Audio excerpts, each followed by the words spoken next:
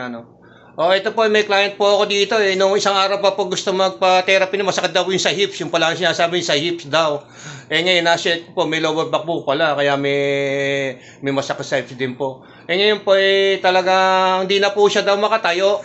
Eh talaga pa daw siya robot.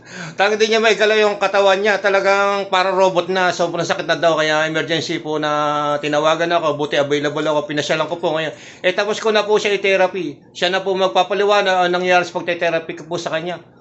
Malaking improvement. Malaking pagbabago para sa akin. Kanina umaga hindi ako makabangon eh. Ang sakit para ako paika-ika. Habang patayo na gano'n. Eh ngayon wala na. Okay na ngayon. Diba? Mashallah. Thank you. May kailangan ko yan ng isang professional at legit na mga dito sa Jeddah. Pwede. May rekomenda mo ba ako? Pwedeng i-recommenda. Trust test. Subok na siya. Pakita mo nga yung lower back mo. Kasi nga, di mo ko ka nga. Ayan po, dati daw, di niya kaya yan eh. Mag-sit up ka nga. Yung mag-sit up ka mo, ganyan ka, di nga niya kaya. Okay na. Ayan, nakita niyo po. Kanina, isang nga lang daw, di niya kaya eh. Ayan, di ba? Tama Hirap kanina, papunta siya. Kanina, parang robot, akay-akay eh. Oo nga po.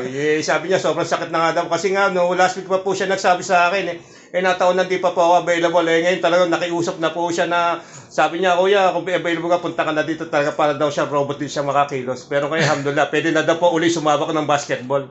Kaya po pala siya may lower back, meron po siya emotional lower back for your information po. Nanakit po ang kanya lower back dahil sa negative thought, sa pag-iisip ng mga stress. Hindi ko po alam yung reason kung ano yung iniisip niya. Kaya po siya ay may emotional lower back. Ang naapektuhan po yung nervous system, yung ugat po. Kaya po nanakit yung likod.